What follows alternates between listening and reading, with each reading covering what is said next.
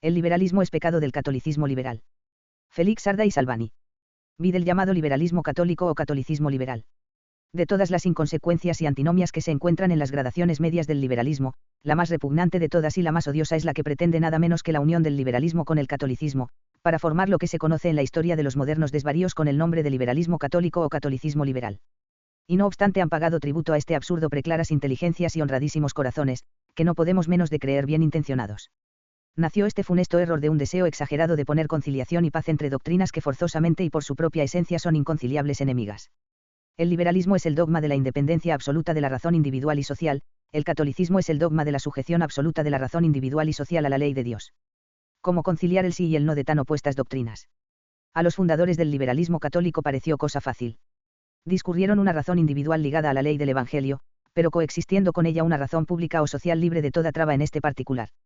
Dijeron, el Estado como tal Estado no debe tener religión, o debe tenerla solamente hasta cierto punto que no moleste a los demás que no quieran tenerla.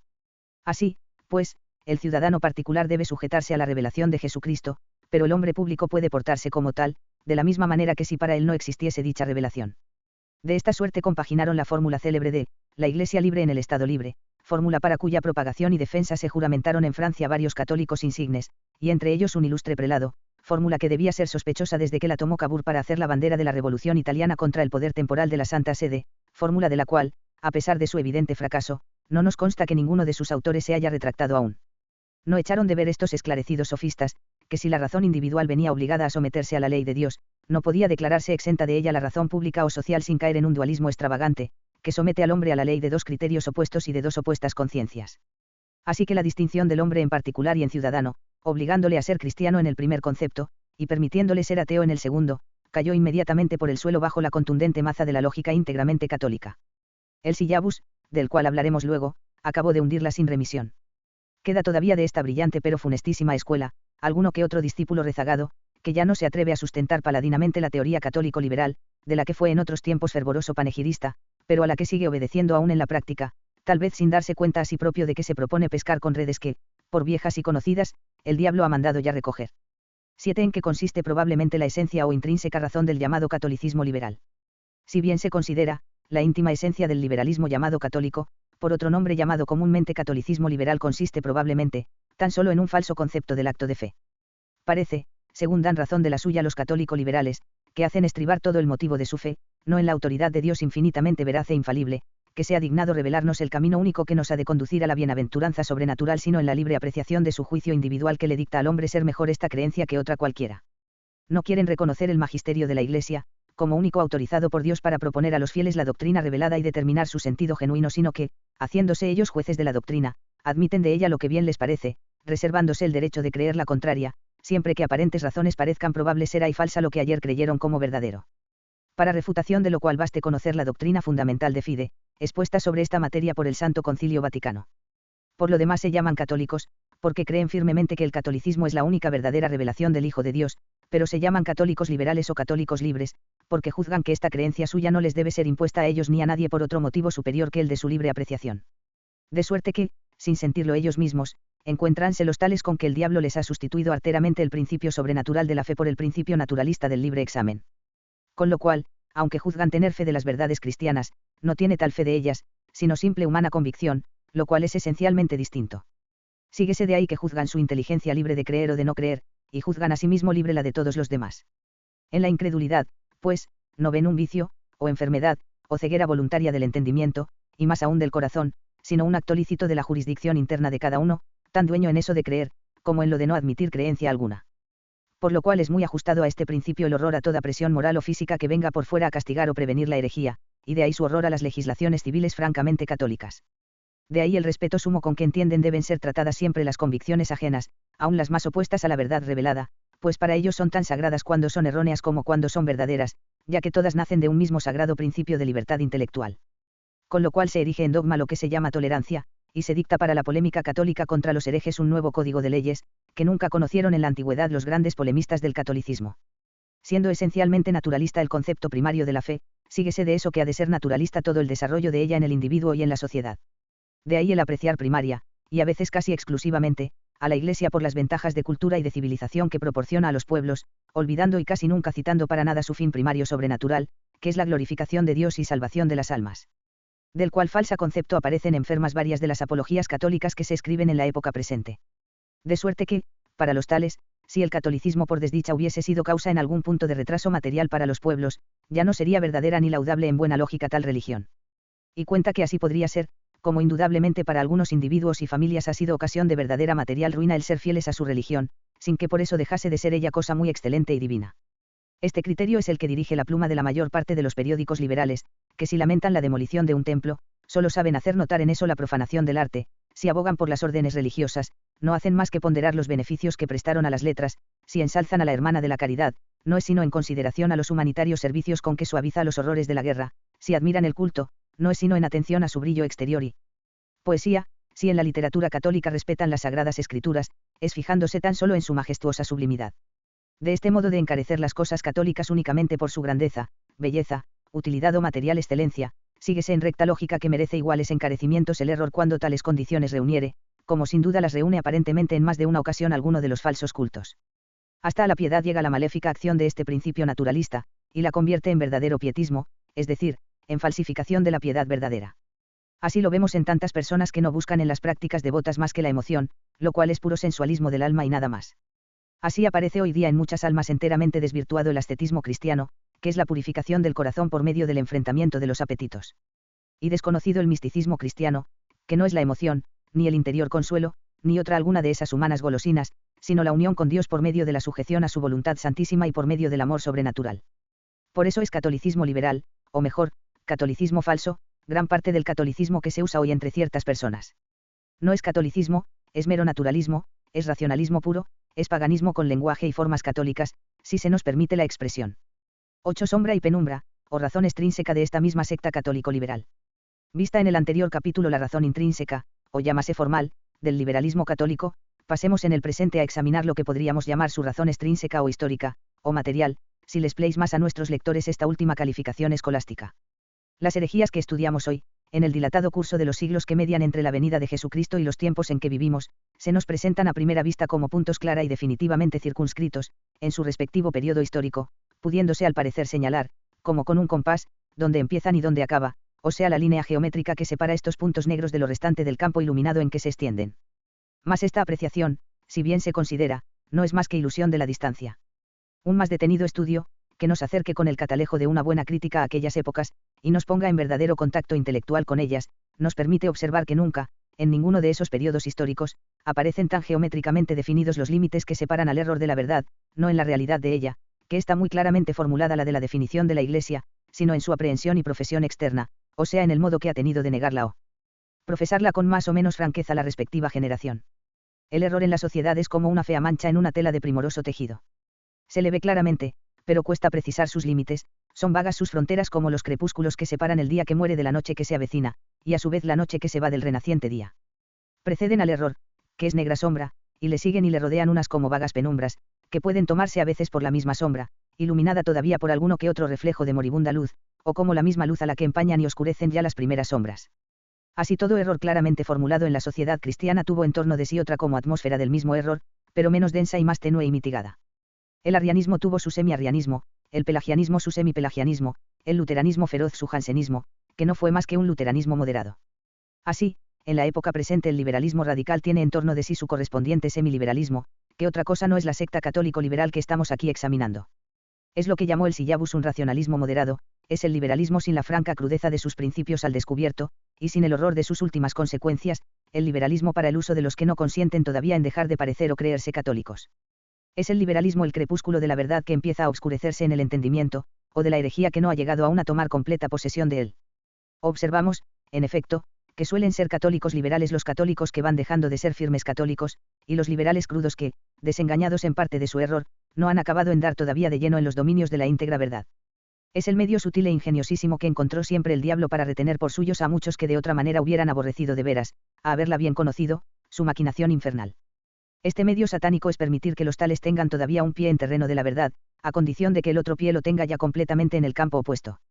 Así evitan el saludable error del remordimiento los todavía no encallecidos de conciencia.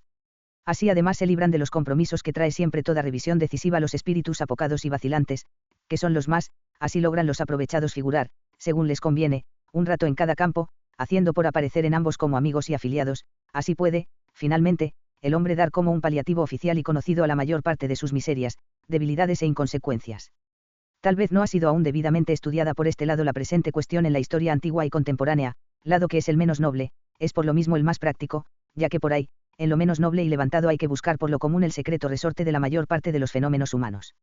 A nosotros nos ha parecido bien hacer aquí esta indicación, dejando a más expertas y sutiles inteligencias el cuidado de ampliarla y de desenvolverla por completo. El liberalismo de todo matiz y carácter. Ha sido formalmente condenado por la Iglesia. Sí, el liberalismo en todos sus grados y aspectos ha sido formalmente condenado. Así que, además de las razones de malicia intrínseca que le hacen malo y criminal, tiene para todo fiel católico la suprema y definitiva declaración de la Iglesia, que como a tal le ha juzgado y anatematizado. No podía permitirse que error de tal trascendencia dejase de ser incluido en el catálogo de los oficialmente reprobados, y lo ha sido en distintas ocasiones. Ya al aparecer en Francia, en su primera revolución, la famosa Declaración de los Derechos del Hombre, en que estaban contenidos en germen todos los desatinos del moderno liberalismo, fue condenada esta declaración por Pío VI. Más tarde, ampliada esta doctrina funesta, y aceptada por casi todos los gobiernos de Europa, aun por los propios soberanos, que es una de las más horribles ceguedades que ofrece la historia de las monarquías, tomó en España el nombre con que en todas partes se le conoce hoy de liberalismo. Diéronsele las terribles contiendas entre realistas y constitucionales, que mutuamente se designaron desde luego con los apodos de serviles y liberales. De España se extendió a toda Europa esta denominación. Pues bien, en lo más recio de la lucha con ocasión de los primeros errores de la Amanei, publicó Gregorio XVI su encíclica Miraribus, condenación explícita del liberalismo, cual en aquella ocasión se entendía y predicaba y practicaba por los gobiernos constitucionales. Mas, avanzando los tiempos y creciendo con ellos la avasalladora corriente de estas ideas funestas, y hasta tomando bajo el influjo de extraviados talentos la máscara de catolicismo. Deparó Dios a su Iglesia el pontífice Pío IX, el cual con toda razón pasará a la historia con el dictado de azote del liberalismo. El error liberal en todas sus fases y matices ha sido desenmascarado por este Papa.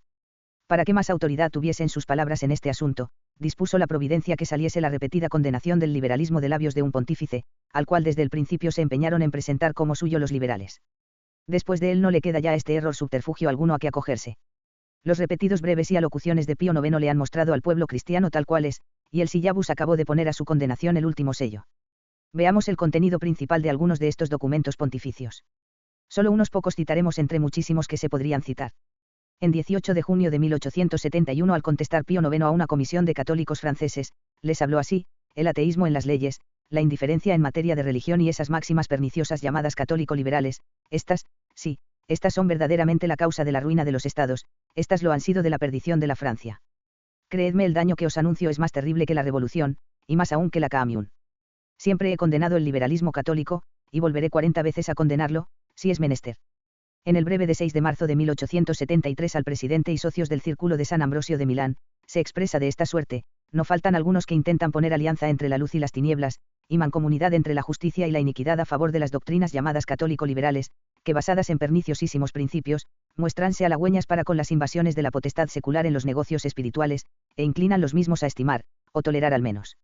leyes inicuas, como si no estuviese escrito que nadie puede servir a dos señores. Los que tal hacen, de todo punto son más peligrosos y funestos que los enemigos declarados, no solo en razón a que, sin que se les note y quizá también sin advertirlo ellos mismos, secundan las tentativas de los malos, sino también porque, encerrándose dentro de ciertos límites, se muestran con apariencias de probidad y sana doctrina para alucinar a los imprudentes amadores de conciliación, y seducir a las gentes honradas que habrían combatido el error manifiesto. En el breve de 8 de mayo de igual año a la Confederación de los Círculos Católicos de Bélgica, dice: lo que sobre todo alabamos en esa vuestra religiosísima empresa, es la absoluta aversión que, según noticias, profesáis a los principios católico-liberales y vuestro denodado intento de desarraigarlos de los mismos. Verdaderamente, al emplearos en combatir ese insidioso error, tanto más peligroso que una enemistad declarada, cuanto más se encubre bajo el especioso velo del celo y caridad, y en procurar con ahínco apartar de él a las gentes sencillas, estirparéis una funesta raíz de discordias, y contribuiréis eficazmente a unir y fortalecer los ánimos. Seguramente vosotros, que con tan plena sumisión acatáis todos los documentos de esta sede apostólica, cuyas reiteradas reprobaciones de los principios liberales os son conocidas, no habéis menester estas advertencias. En el breve a la Croix, periódico de Bruselas, en 21 de mayo de 1874, dice lo siguiente: no podemos menos de elogiar el intento expresado en vuestra carta, y la cual hemos sabido que satisface plenamente vuestro periódico, de publicar, divulgar, comentar e inculcar en los ánimos todo cuanto esta santa sede tiene enseñado contra las perversas o cuando menos falsas doctrinas profesadas en tantas partes, y señaladamente contra el liberalismo católico, empeñado en conciliar la luz con las tinieblas y la verdad con el error. En 9 de junio de 1873 escribía al presidente y consejo de la Asociación Católica de Orleans, y sin nombrarlo retrataba el liberalismo pietista y moderado en los siguientes términos: aunque vuestra lucha haya de trabarse en rigor contra la impiedad, quizá por este lado no nos amenaza riesgo tan grande como por el de ese grupo de amigos imbuidos en aquella doctrina ambigua, que mientras rehúye las últimas consecuencias de los errores, retiene obstinadamente sus gérmenes, y no queriendo ni abrazarse con la verdad íntegra, ni atreviéndose a desecharla por entero, afánase en interpretar las tradiciones y doctrinas de la Iglesia, ajustándolas al molde de sus privadas opiniones. Mas para no hacernos interminables y cansados nos contentaremos en aducir las frases de otro breve, el más expresivo de todos, y que por tal no lo podemos en conciencia omitir, es el dirigido al obispo de Quimper, en 28 de julio de 1873. En él se dice lo siguiente, refiriéndose el Papa a la Asamblea General de las Asociaciones Católicas, que se acababa de celebrar en aquella diócesis: seguramente no se apartarán tales asociaciones de la obediencia debida a la Iglesia ni por los exhortos ni por los actos de los que con injurias e invectivas la persiguen, pero pudieran ponerla en la resbaladiza senda del error esas opiniones llamadas liberales. Acepta a muchos católicos, por otra parte hombres de bien y piadosos, los cuales por la influencia misma que les da su religión y piedad, pueden muy fácilmente captarse los ánimos e inducirlos a profesar máximas muy perniciosas. Inculcad, por lo tanto, venerable hermano, a los miembros de esa católica asamblea, que nos al increpar tantas veces, como lo hemos hecho, a los secuaces de esas opiniones liberales, no nos hemos referido a los declarados enemigos de la Iglesia, pues a estos habría sido ocioso denunciarlos, sino a esos otros antes aludidos, que reteniendo el virus oculto de los principios liberales que han mamado con la leche, cual si no estuviese impregnado de palpable malignidad, y fuese tan inofensivo como ellos piensan para la religión, lo inoculan y fácilmente en los ánimos, propaganda así la semilla de esas turbulencias que tanto tiempo atraen revuelto al mundo. Procuren, pues, evitar estas emboscadas, y esfuércense en asestar sus tiros contra este insidioso enemigo, y ciertamente merecerán bien de la religión y de la patria. Ya lo ven nuestros amigos y también nuestros adversarios, todo lo dice el Papa en esos breves, particularmente en el último, que de un modo especial deben desmenuzar y estudiar. 11 de la más solemne condenación del liberalismo por medio del Syllabus. Resumiendo cuanto ha dicho del liberalismo el Papa en distintos documentos, podemos solo indicar los siguientes durísimos epítetos con que en diferentes ocasiones le ha calificado. En efecto, en su breve asegur con motivo de su conocido libro Jaamillo, le llamó pérfido enemigo, en su alocución al obispo de Nevers, verdadera calamidad actual, en su carta al Círculo Católico de San Ambrosio de Milán, pacto entre la justicia y la iniquidad. En este mismo documento le calificó de más funesto y peligroso que un enemigo declarado, en la citada carta al obispo de Quimper, virus oculto, en el breve a los de Bélgica, error insidioso y solapado, en otro breve a Mons Gaume, peste perniciosísima. Todos estos documentos se pueden leer íntegros en el citado libro de Segur, Jaamillo Auxiliary Catholiques Liberaux. Sin embargo, podía con cierta apariencia de razón el liberalismo recusar la autoridad de estas declaraciones pontificias, por haber sido todas ellas dadas en documentos de carácter meramente privado. La herejía es siempre tenaz y cavilosa, y se agarra a cualquier pretexto o excusa para eludir la condenación. Necesitábase, pues, un documento oficial, público, solemne, de carácter general, universalmente promulgado, y por tanto definitivo. La Iglesia no podía negar a la ansiedad de sus hijos esta formal y decisiva palabra de su soberano magisterio. Y la dio, y fue el Syllabus de 8 de diciembre de 1864. Acogiéronle todos los buenos católicos con entusiasmo igual a los paroxismos de furor con que le saludaron los liberales. Los católico-liberales creyeron más prudente herirle de soslayo con capciosas interpretaciones. Razón tenían unos y otros en reconocerle debida importancia. El Syllabus es un catálogo oficial de los principales errores contemporáneos, en forma de proposiciones concretas, tales como se encuentran en los autores más conocidos que los propalaron. En ellos se encuentran, pues, en detalle todos los que constituyen el dogmatismo liberal. Aunque en una solo de sus proposiciones se nombra al liberalismo, lo cierto es que la mayor parte de los errores allí abocados a la picota son errores liberales, y por tanto de la condenación separada de cada uno resulta la condenación total del sistema. No haremos más que enumerarlos aquí rápidamente.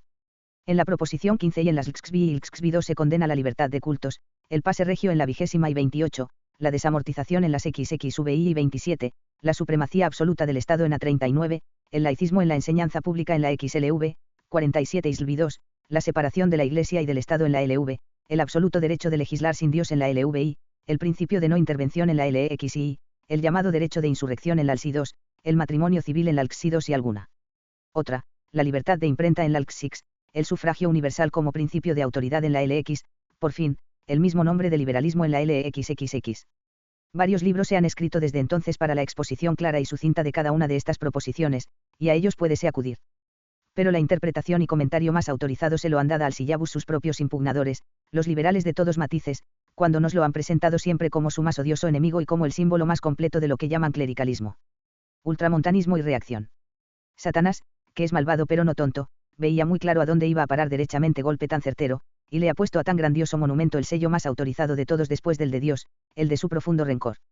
Creamos en esto al padre de la mentira, que lo que él aborrece y difama, lleva con esto solo, cierto y seguro testimonio de ser la verdad.